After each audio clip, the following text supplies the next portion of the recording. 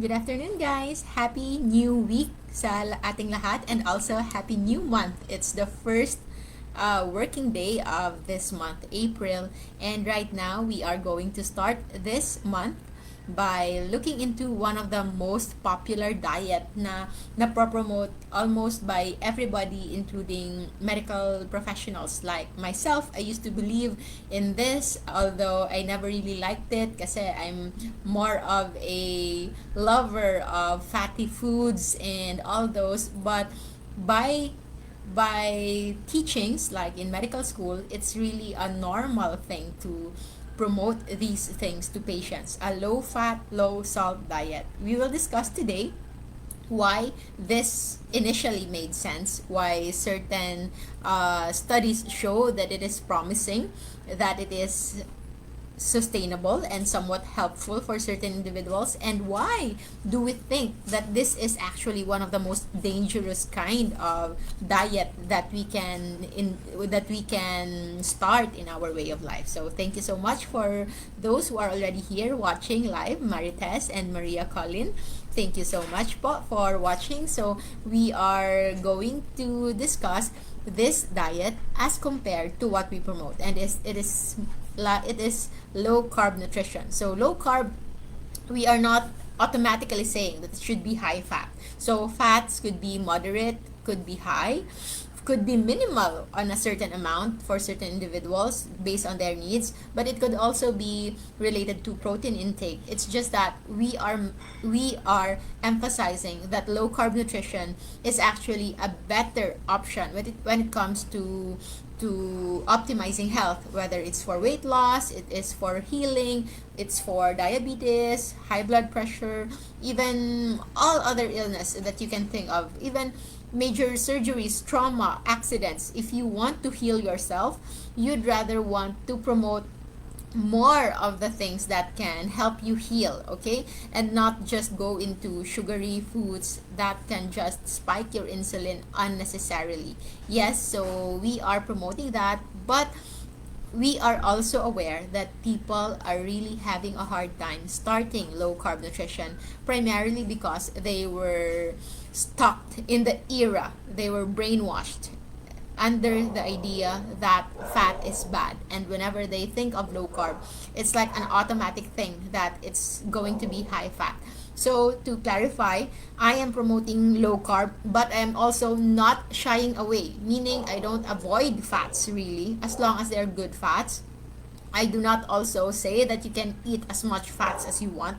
It's just because anything that's too much is also not good. So just like sugar is non-essential to our body, cholesterol, like so many other cholesterol, are also not that essential because our body can create its own cholesterol. It's just that we have to emphasize on the good kinds of fats, which would include omega-3 and omega-9. Omega-6 is also essential, meaning we cannot create it on our own body, but we can get it in almost all other foods like nuts, even oils, even dairies, eggs. Those are all rich in omega-6, even in our pork or chicken skin. Those are available, so we don't need to consciously take them. But omega-3, omega-9 that we can get from olive oil and fish oil, those are essential fats that we can really benefit from.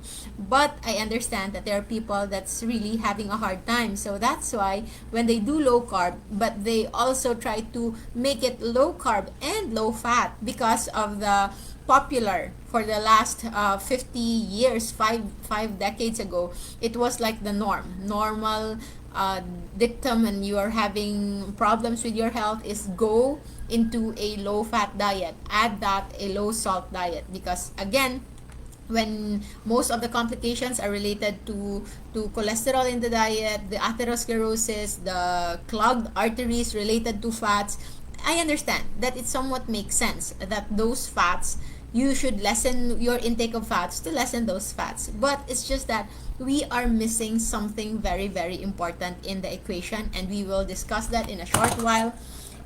But for now, I want to emphasize that there is a great danger when it comes to doing low fat, low salt diet.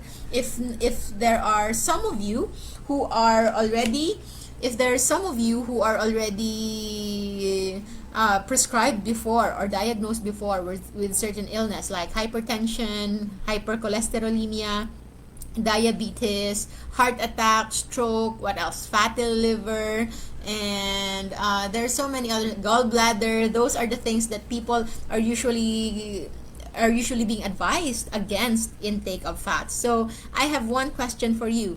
Did you follow your doctor's advice to do low fat diet? And for those with like known kidney dysfunction like elevated creatinine, elevated BUN or blood urea nitrogen, and those with problems with uric acid, were you also advised to lessen salt intake? And did you follow it? And did you follow it religiously? And what's your outcome? Did it improve? How sustainable it is for you? Did you think that it really helped you in the long run? Because what we can see now is that the problem with low fat and low salt diet is that it's really not sustainable. It's not sustainable because, as I am a believer of evolutionary science, as an evolutionary practitioner, I understand that even if I believe that we don't need to live like a caveman or to live like a hunter-gatherer, but we can live as a modern day humans, knowing that our biology is that of a hunter-gatherer, and we can benefit from that by knowing how to manipulate it. We can be like health hackers to know which foods our body is used to and which foods our body is really not used to. And one thing I can tell you, our body is not designed for a low fat and low salt diet. So before we tell you the dangers of low salt and low fat diet, I will first tell you why it did seem to work on the previous studies. Okay, so initially during 1970s, after years of seeing people having enlarging in weight, especially in America, so the obesity is also started to rise. So they just conceptualized that since people are getting fat, so it's just like a common sense to also reduce fat intake, and they did so. Worst is that they limit fat intake into just 10% of the overall caloric requirement, and proteins also about 10% of the caloric requirement, and the remaining 80% is made up of carbohydrates. And yes, the studies showed improvement when it comes to weight loss of those morbidly obese, and then for those who are having diabetes, they still somewhat improved. But what is important to know that it was done under a very strict, under a very rigorous meal preparations, wherein most of their carbohydrate intake was actually related to complex carbohydrates. So it's mostly composed of portioned amount. So it's portioned, it's not unlimited, but it is also into portions. So there's limit as to the amount, and it's mostly composed of complex carbohydrates, mostly tubers, root crops, certain grains like rice, and certain fruits and vegetables. And yes, they did improve, but their improvement is more on the caloric deficit side. Okay, they did lose weight, they did improve in their blood sugar level, but they didn't emphasize how weak they were, if there's other signs of malnutrition, if there's other signs of dehydration, and other signs of starvation that actually happens when a person is on prolonged low caloric diet or low calories diet. So but it can work as long as there is no simple sugars, there is no artificial fructose like high fructose corn syrup that can lead to inflammation, and of course quantity matters. And yes, that was successful under a somewhat laboratory setting, wherein their food are well prepared in portions, they cannot eat beyond that, and then it's fully more on complex carbohydrates and not simple carbohydrates. And once they published that result, it was just labeled as the success of a low fat diet. Okay, so that low fat diet became a fad, and it was ingrained in our system. I think our generation and from our parents' generation, most of us who are living and watching this live episode right now can attest that we grew up fearing fats, okay? Except our great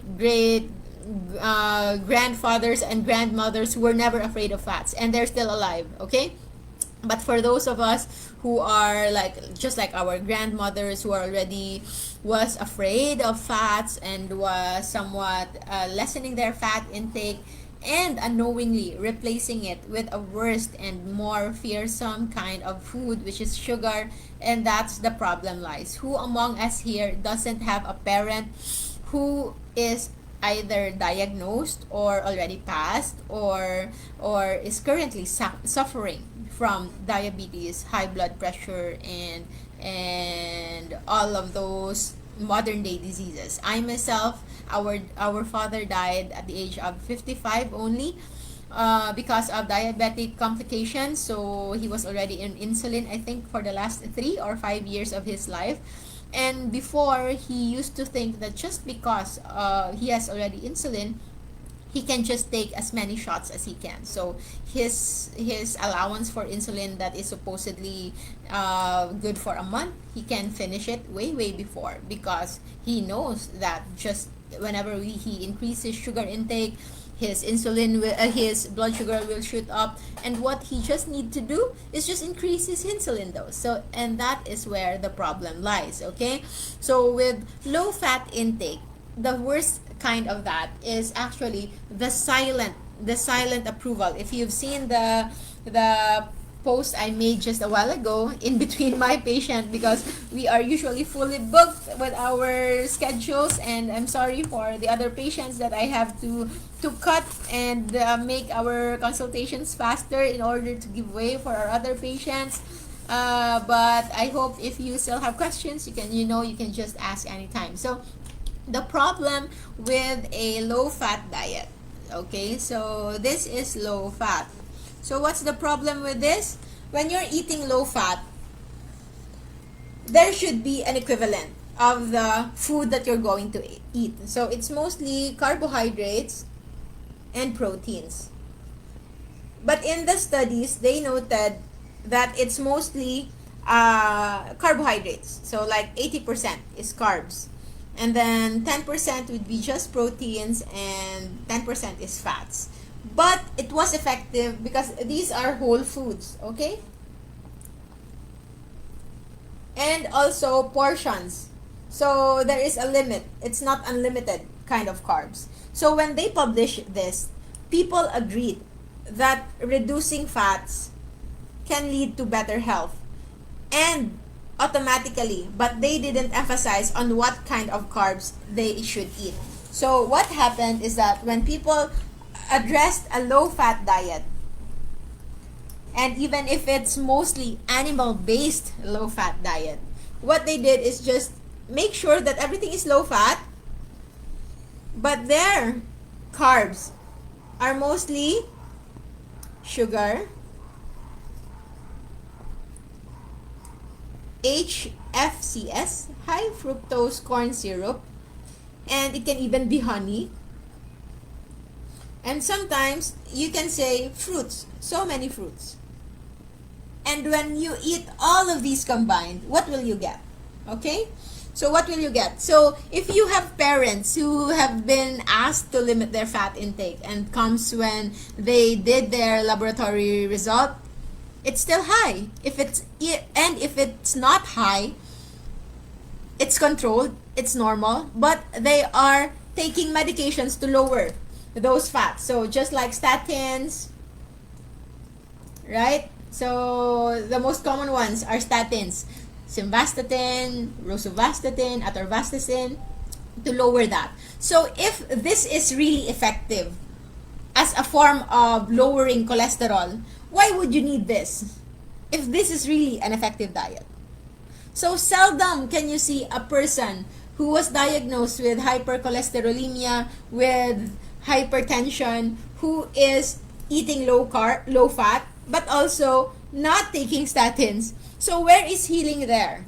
So the reason why these foods, which are mostly composed of, and you add there the complex carbohydrates, which is in general could supposedly be acceptable only if it's not together with all of these. So the rice, potatoes, pasta, bread. I think it's one of the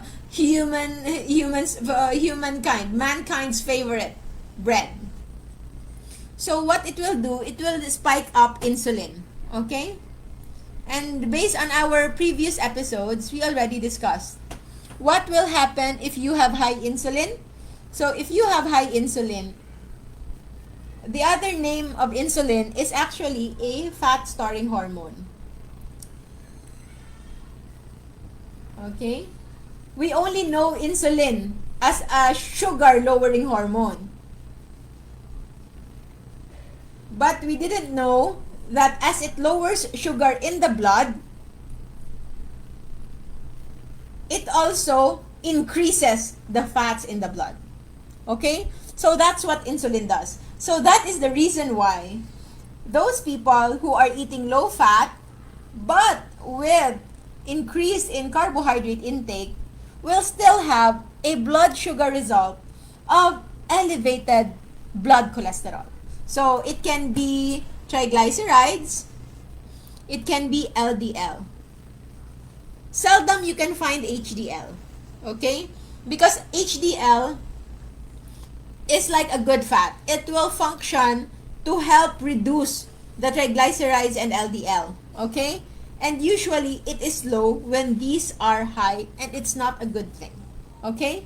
So one of the dangers of low-fat diet, aside from increasing your insulin, especially for those who are not very mindful when they consider as low fat, especially if they buy just the ones in the store bought, like milk.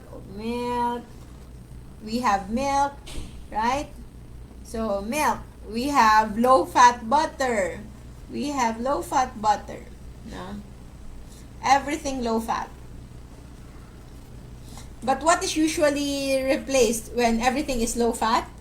If you can see the nutrition facts in there, the fat is low, but the sugar will be very, very high.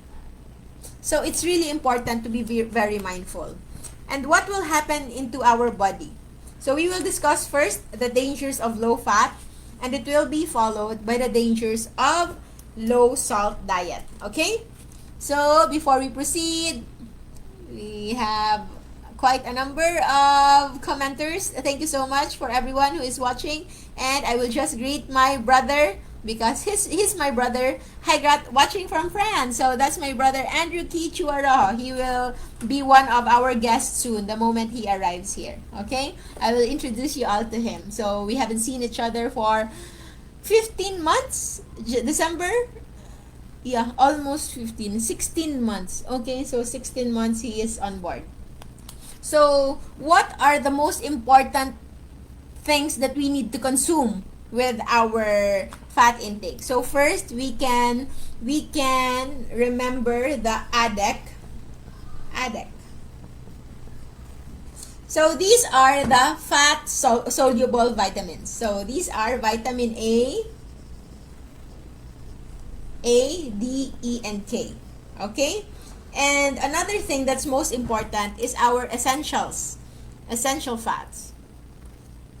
Essential fats, which is the omega-3, omega-6, and omega-9. So this is not W. This is a symbol of omega. Okay? So what happens if it's lacking? Okay? So we have to emphasize that prior to the advent of low carb, grandmothers, our great grandmothers and aunts have never heard of vitamin D deficiency, because vitamin D, as we know, are just related to sunlight. Okay?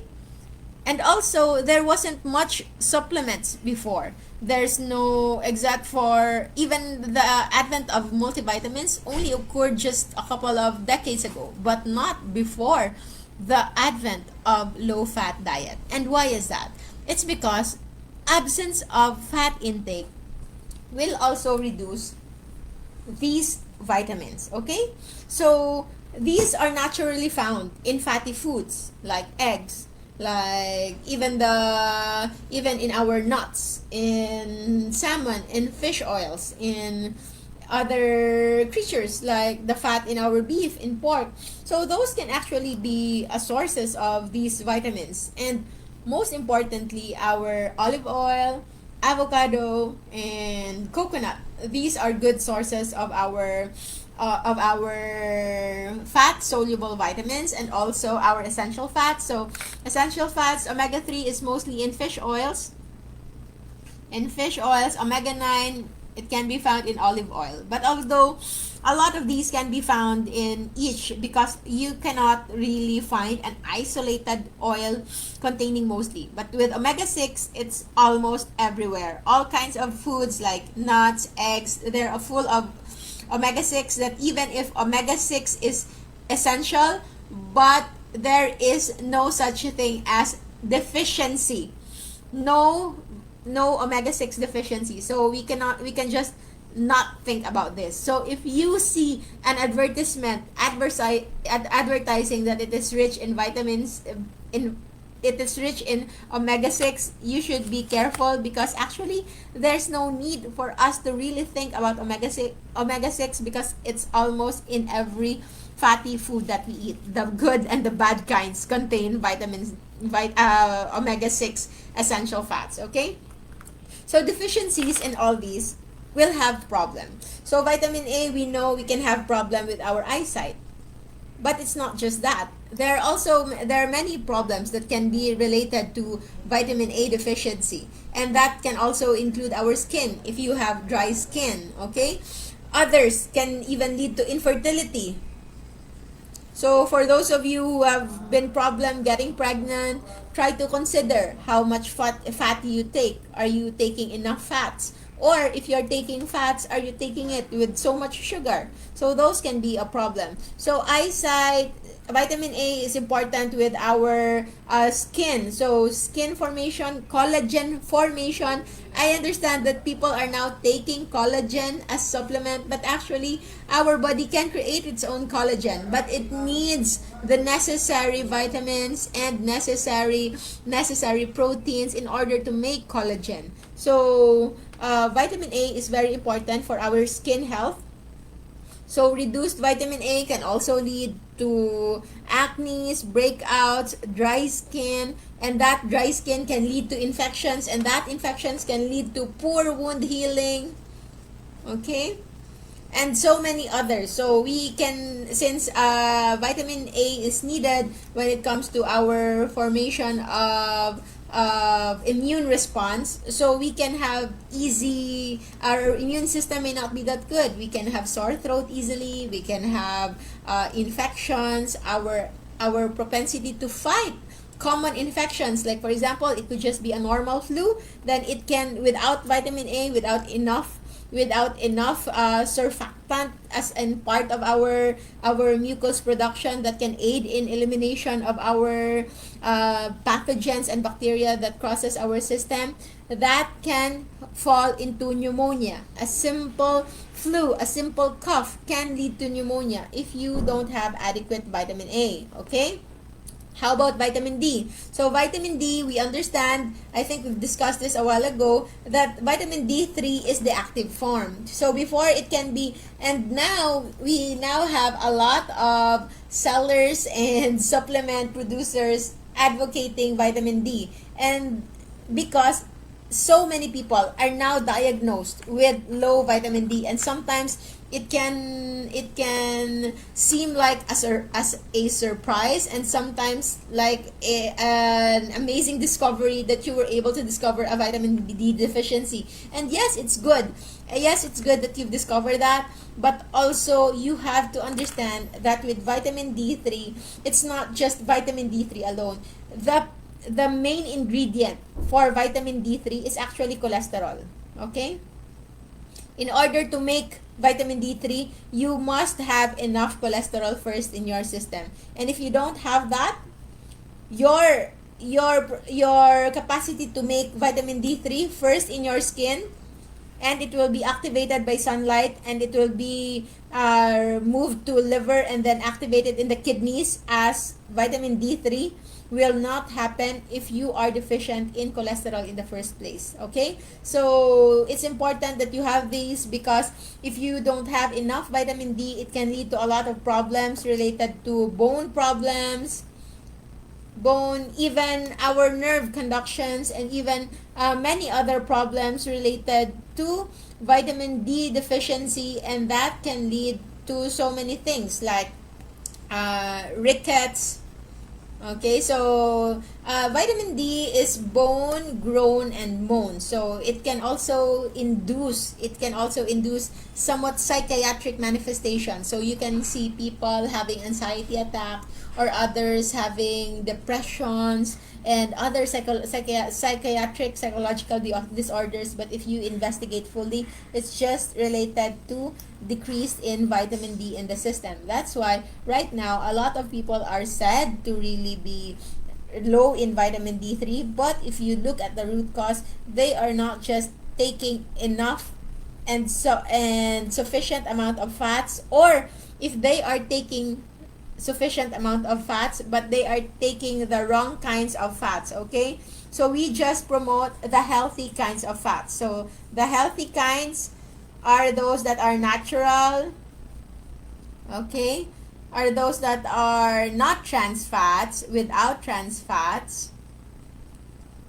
and of course that can occur naturally in nature, that doesn't need so much processing in order to be extracted.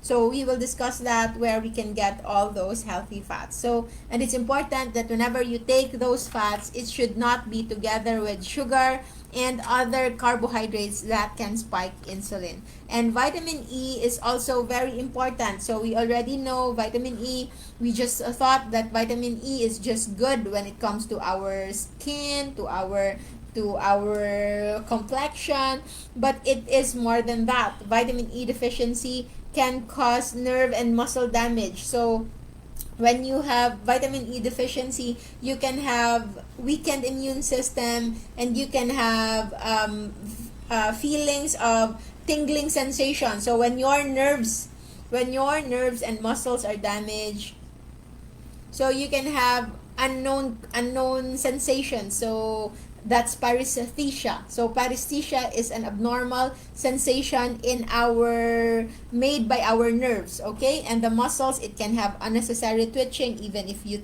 are sure that your electrolytes are covered, that you're not exhausted, but there is some abnormal muscular activities, and that could be related to vitamin E deficiency. So it's important to know that, so you can obtain that from other foods. And of course, vitamin K is necessary. So both vitamin E, we have to emphasize E, these are also important in our eyesight, together with your vitamin A.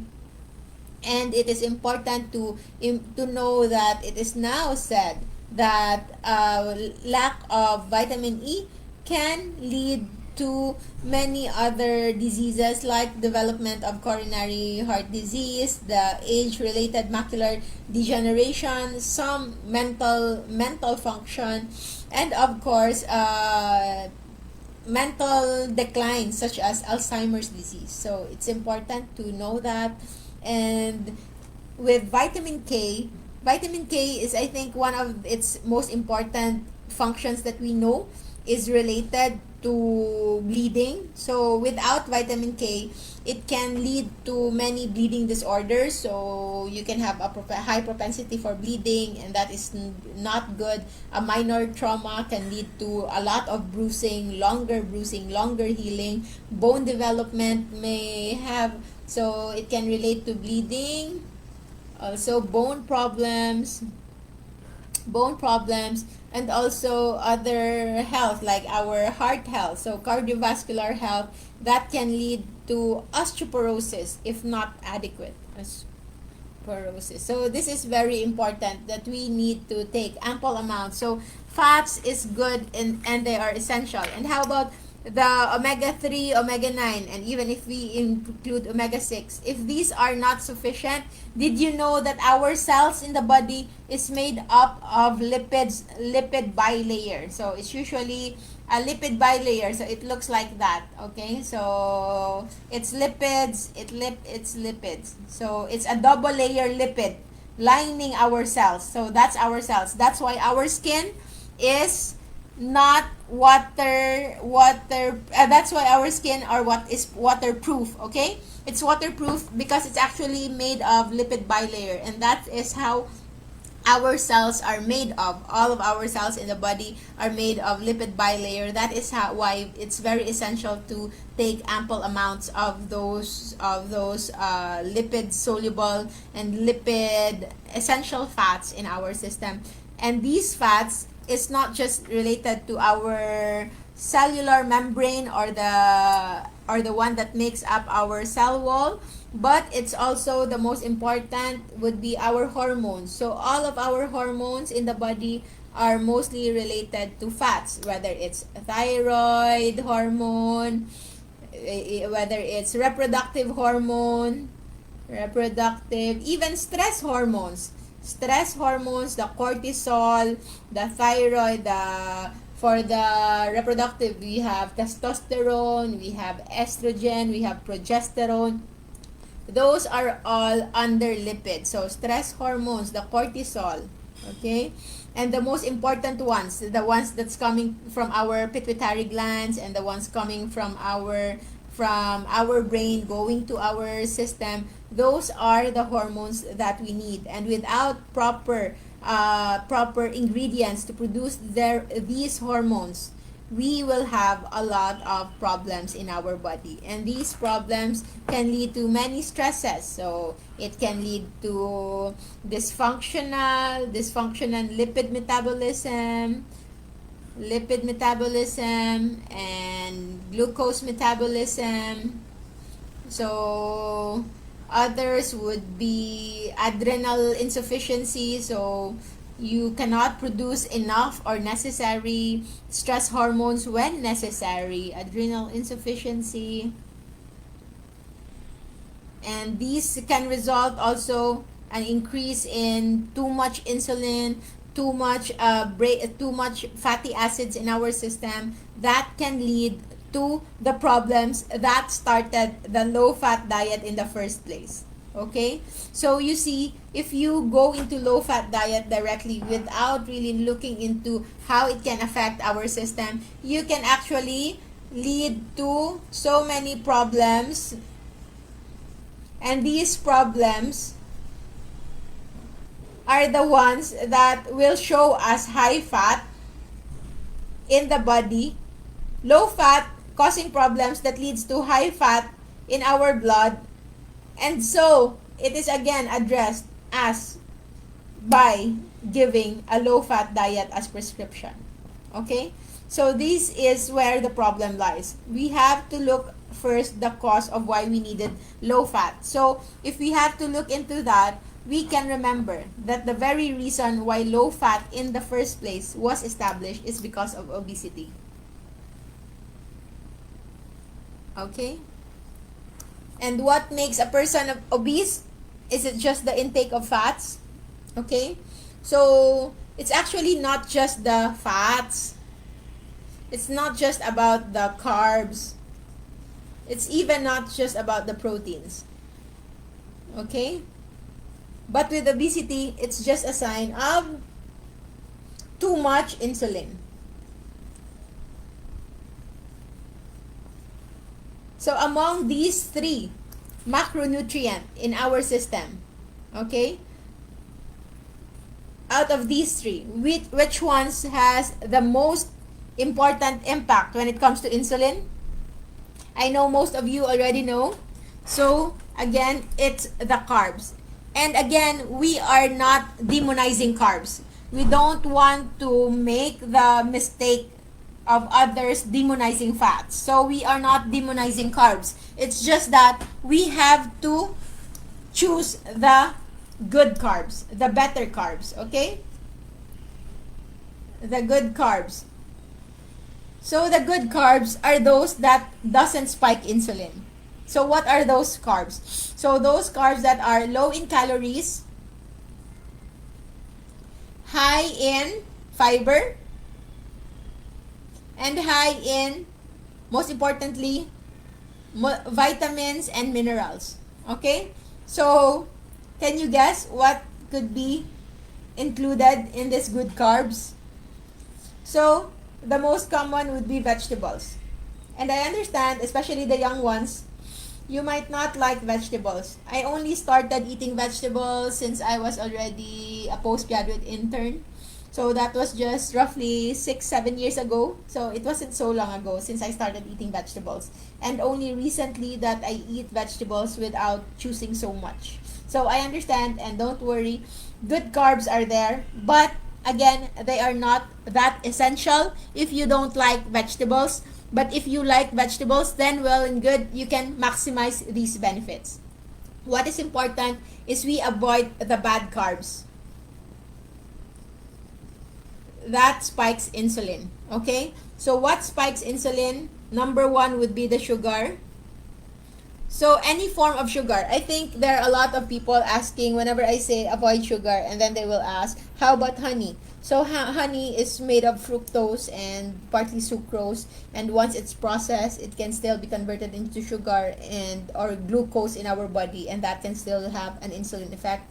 So sugar, when I say sugar, it's table sugar, brown sugar, white sugar, it's cocoa sugar, it's molasses, it's maple syrup, it's your pancake syrup, it's all those. It's the high fructose corn syrup that's making you addicted to milk teas, to fraps, to coffee jellies, and all those. It's made of those high fructose corn syrup. So next thing would be carbs that are complex but devoid of vitamins and minerals. So that would include starches and grains. Okay? So potato, sweet potato, rice, pasta, noodles, what else? All kinds of grains. You can have wheat bread, corn chips, corn, anything corn. And lastly, you can have fruits. Okay? So there are people who are fruitarians and who love fruits, and yes, that can still be okay, and others can still have that kind of benefit.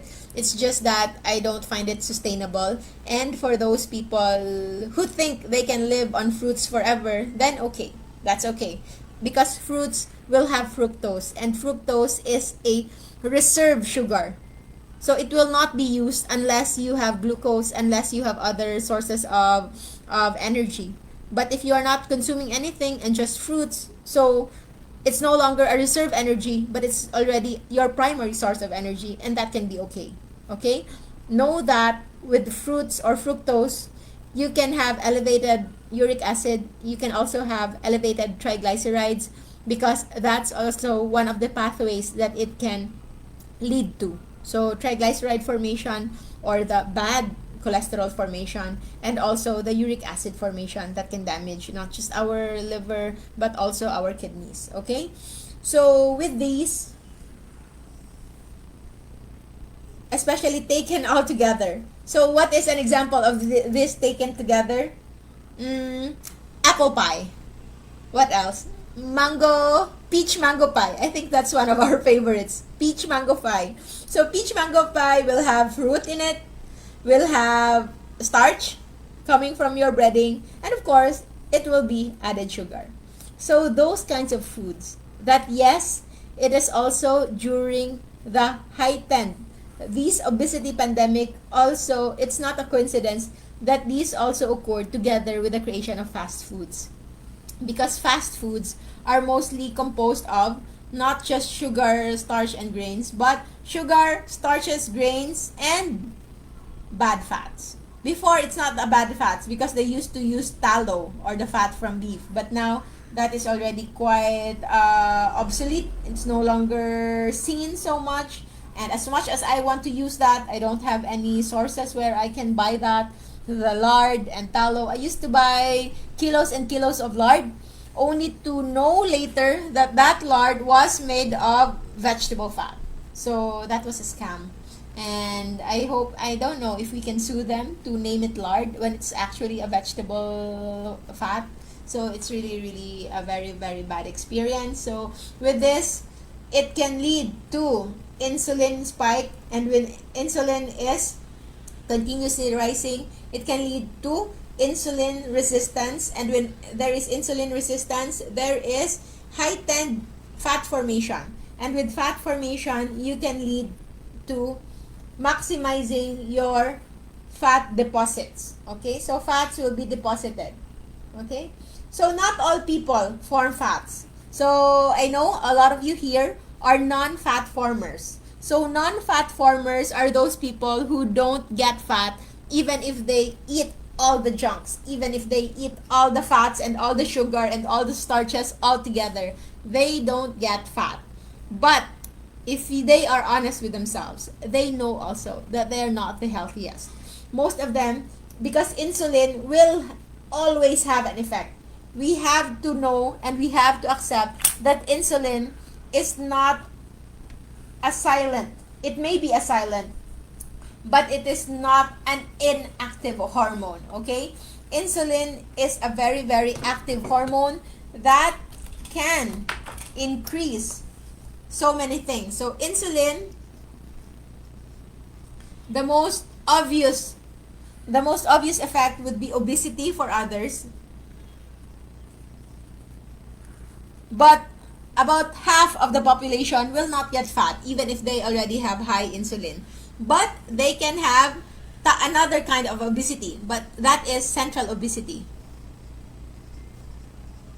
So what is central obesity? And actually this central obesity is even more scarier than generalized obesity. So generalized obesity is when our person is fat, okay, all throughout. Central obesity is a person who is lean. So he could be lean, but on the side, his stomach is bloated.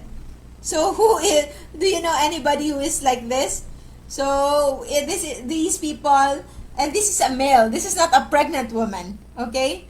So these are mostly males, and it can be women as well, male or female, that are what we consider as TOFI. So what is TOFI?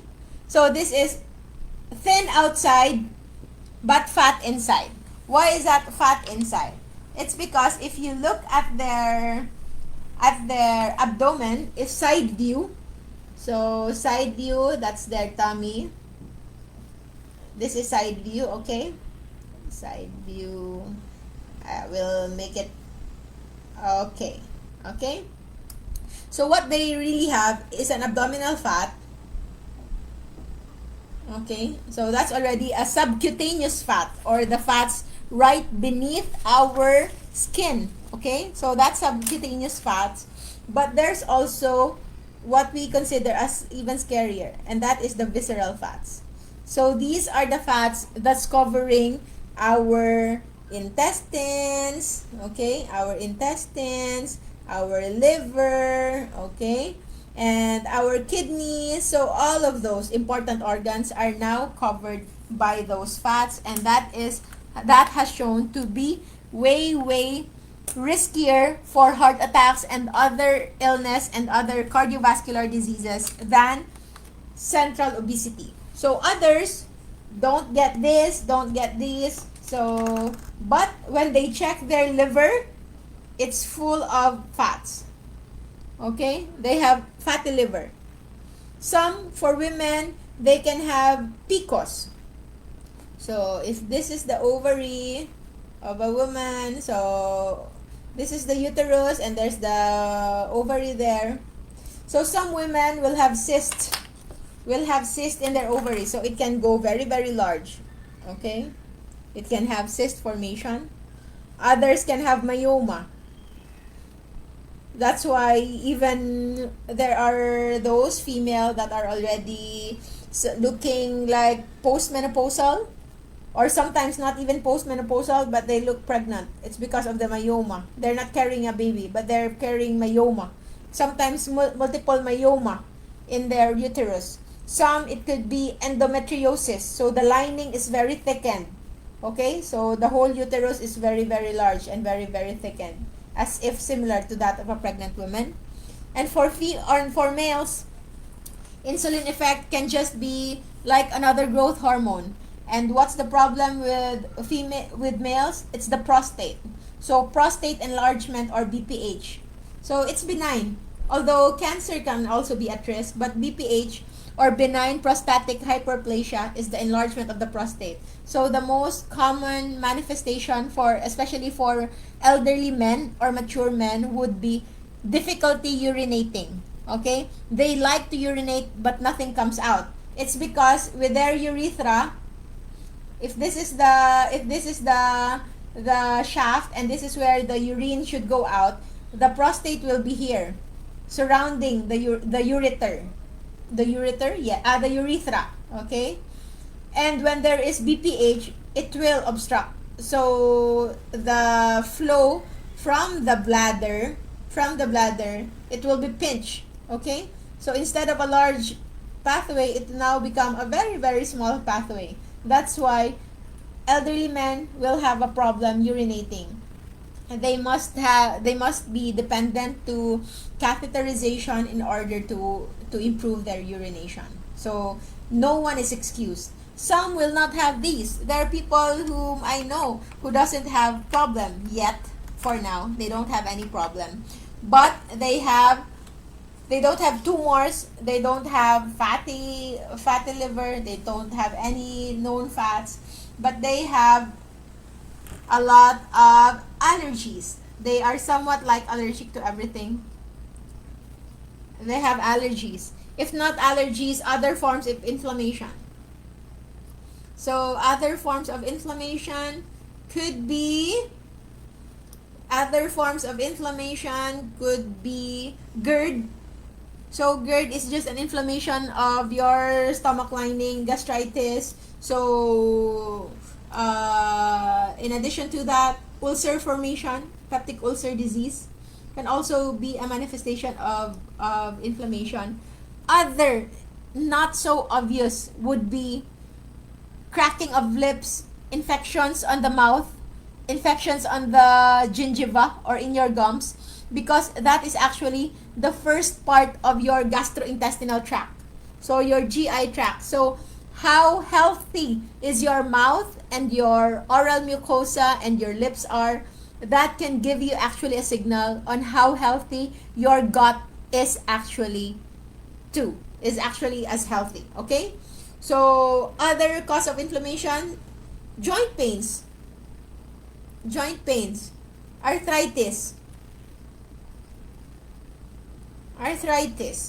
What else? It can be inflammation in the brain, so that can lead to dementia. Okay? Alzheimer's. Pooling of sugar and too much sugar in our eyes can also lead to blurring of vision.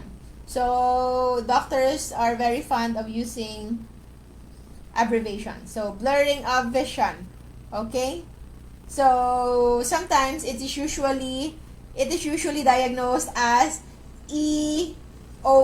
So what's EOR? That's errors of refraction. So it's just a fancy name for you needing a prescription glasses, because there's already problem with your lens, okay, or your cornea, that it already needs some improvement. But I think I've discussed this, how it can be helped with autophagy when one is into fasting and also maintaining into low carb. So this is not all. Others can lead to cancer formation. So sadly, in our family, I think in our family, especially on my father's side, we used to live because our grandfather used to work in one of the biggest, if not the biggest, sugar milling company in the Philippines, second largest sugar milling company in Asia way back 60s, 70s. So it's the Victoria's Milling Company. It's a sugar company who still exists. So most of my aunts and uncles lived being employed in that company with sugar as a regular freebie every now and then. So we never ran out of sugar before, and we boost on having the best kind of sugar. So roughly speaking, I can think of 4 people close to us, family, 4 males. So the male is, what's the male sign again? Is that the male sign? And 3 females. This is close to me, family members. 4 people died of diabetes. So all age 40s to 60s. Okay, so these are my uncles, aunties, and my dad included. So all died of diabetes complications. So 1 is related to heart, 2 related to liver, and the other one related to kidneys. Okay, what's the kidney? Okay, kidneys. And the females, 3 of them died because of cancer. And you know which kind of cancer? It's the cancer of the pancreas. Okay, so pancreas is the organ just right beside our stomach. So if this is our stomach, and this is our small intestines, so the pancreas is there. So the pancreas is responsible for secreting insulin. So you see, diabetes is already related to insulin resistance. That's too much insulin already in the body, already, that it already produces resistance. And with pancreas being already forced, and these 4 who died, had 3 of them was somewhat overweight, and all of them had central obesity. So they had all large stomach. But the 3 women in our family who died of cancer due to pancreas, all are very petite. So they are very, very slim. So they're very petite. I think they're all size 0 or petite 0. They're all very petite. And they never showed symptoms of elevated blood sugar. They never showed symptoms of diabetes, but they all suddenly was hospitalized because of intolerance to eat. They can no longer eat. They just vomit, or they just lose even more weight, only to realize that there's already tumor in their pancreas. So it's the pancreatic exhaustion. So the pancreas was already exhausted because of too much stimulation brought about by sugar that made it exhausted. So I think we have it here. So we have here, so this is our stomach, and if we open it, I think we can see that the pancreas is there. The pancreas is not here. Supposedly the pancreas should be somewhere here. Okay, just below this one.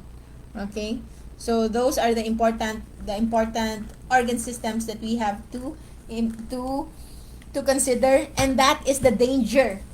That is just the danger of why we have to be careful when we follow a low-fat diet. Okay, but our time is almost up. I think we still have a few minutes to go, and before that, I will just emphasize on the low salt. Why low salt is not good. Okay, so what is salt? So salt is made of sodium chloride, NaCl. Okay, sodium chloride. 1 teaspoon of salt is equal to about 300 milligrams of sodium.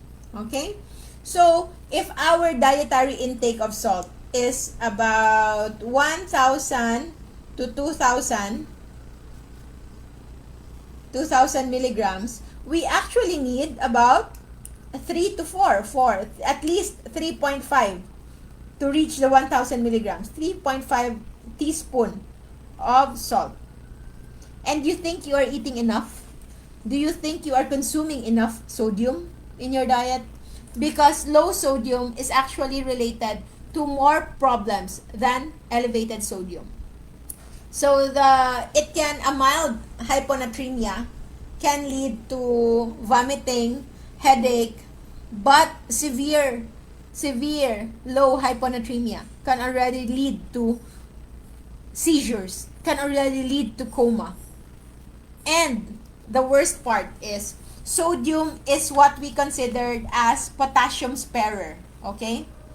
Because it is important to understand that sodium is the most abundant extracellular ion.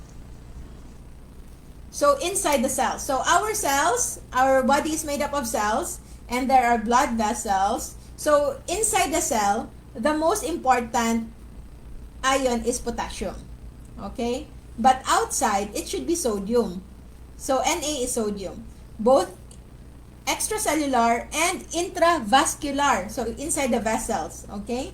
So it's still sodium as the most important. So how come we will limit salt when it is the most abundant and the most important and easily excreted and replenished electrolyte in our system? It's mainly because they saw that where sodium goes, water also follows, okay? And they see that for people already with kidney problems, they have a problem seeing that they retain so much water when they eat a lot of when they take a lot of sodium. So it leads to what we call as bipedal edema. So bipedal edema, legs, by 2, pedal is legs. So bipedal edema, so everything is enlarging. So it's pitting edema. When you press, it doesn't come back. Like if you put that, it doesn't come back. It retains to be pitting. So that is what we considered as pitting edema. But what they failed to notice is that bipedal edema and water and sodium retention only occurs once the kidney is already damaged. But it's actually not the salt that damages the kidney. Okay? Can you guess what damages the kidney? I think if you've been following this page and you've been watching my videos, you already know the answer. So it's still, again, the sugar. The sugar that damages the kidneys. Okay? And once the kidney is already damaged, that is when it can no longer tolerate sodium. But when your kidney is functioning well, you can tolerate sodium. Okay? In fact, you have more problem with low sodium in your body than you have with higher sodium in your body, because your body is so used to higher sodium that when it already reaches the limit of high sodium intake, your body will just excrete it. Okay? If it's too much, you'll even feel nauseated. You want to vomit it because you want to reduce the sodium in your body. So your body can balance sodium, especially if your kidney is still okay. Okay? And what is important is, for example, the processes in our body, like the cardiac function, the brain stimulation, it all undergoes electrochemical gradients. So our body is an electrical system.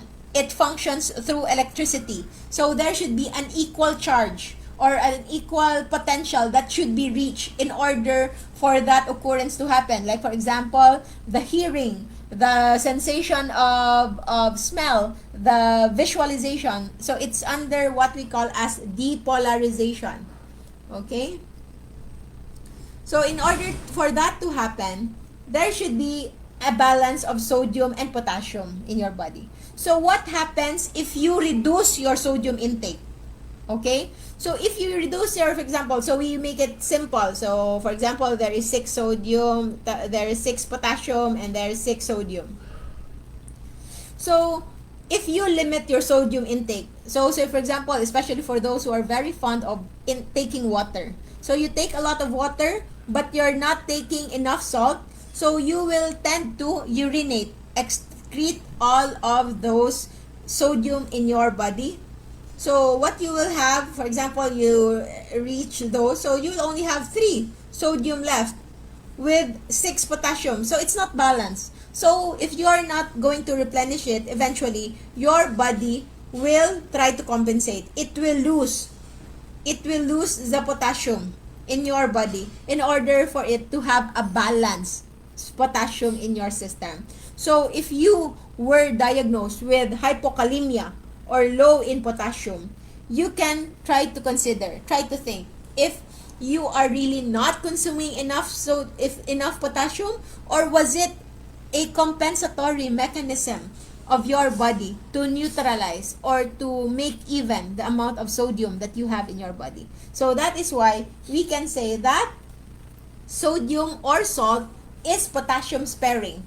Simply put, if you have low sodium, if it's not replenished, eventually your potassium will also be low. Okay? It's because of the action in our aldosterone.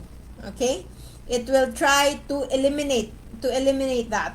And the problem with low sodium, it's not just about the vomiting, it's not just about muscle cramps, it's not just about muscle weakness, but it can also lead to elevated blood pressure, because your body will try to maximize, because sodium is needed for blood expansion.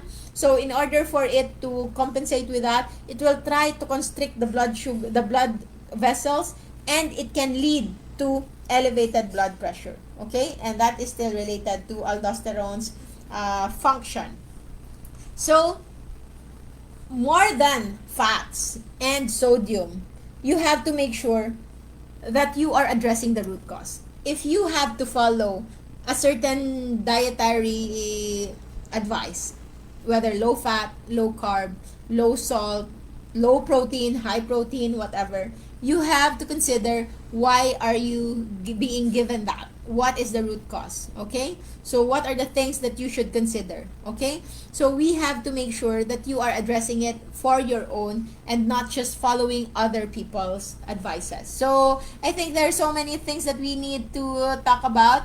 Yes, the topics that I talk about are usually in my books. So I wrote books again. It's the Perfect at Last, Weight, Health, and Wellness. So what I only have here with me is the book 2. So book 2 is not just for weight loss. It's mostly about low carb. So you don't need to read book 1 first, book 2, and book 3. You can actually read anything. So if you feel like you can benefit from fasting, so book 1 is the fasting protocol. If you don't want to lose weight and you just want to focus on overall health and you want to emphasize more on low carb nutrition and a little bit of fasting, then book 2 is for you. And if you think you have some problems with stressors, that even if you're doing intermittent fasting and low carb, you still have a lot of stress in your body that's causing increase in blood sugar as well, then you can benefit from book 3, which is also one of the favorites of our other readers. So it is a wide topic, and if you like this episode, I invite you to join our masterclass this coming April 10, 17, 24, and May 1. So this is going to be a 4-Saturday masterclass. I'm not sure when we will do our next masterclass and how extensive will it be, but surely this is the first and most extensive training that you can get all in one.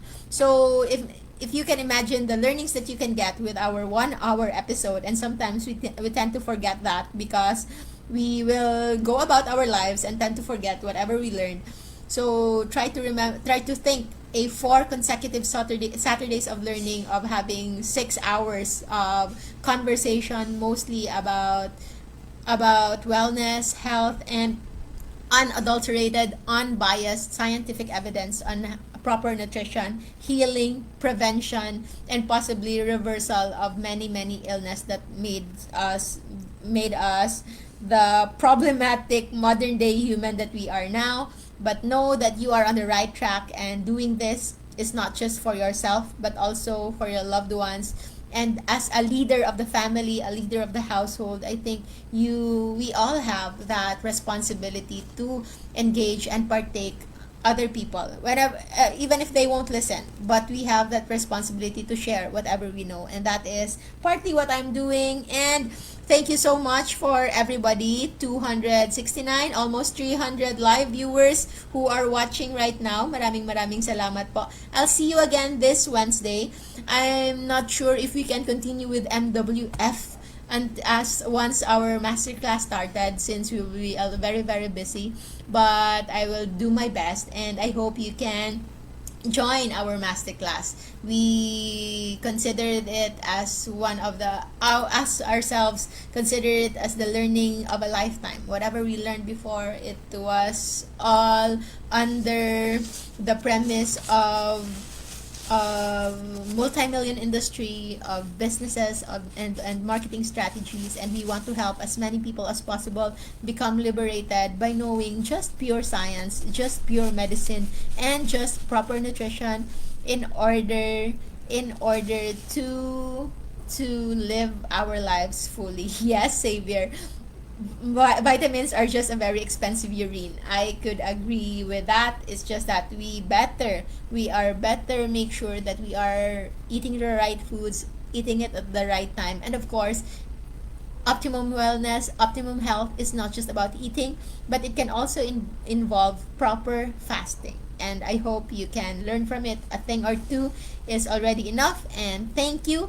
That's it for today. I hope to see you this coming Wednesday. Again, this is your Diet Doctora, Dr. Josephine Grace Chua Rojo. If you want to know more about our masterclass, it's posted in our timeline. I will post the details here in the comment section after and on the description for you to follow. Maraming salamat po. Always remember to fast as long as you can, if you still have fats to lose, of course.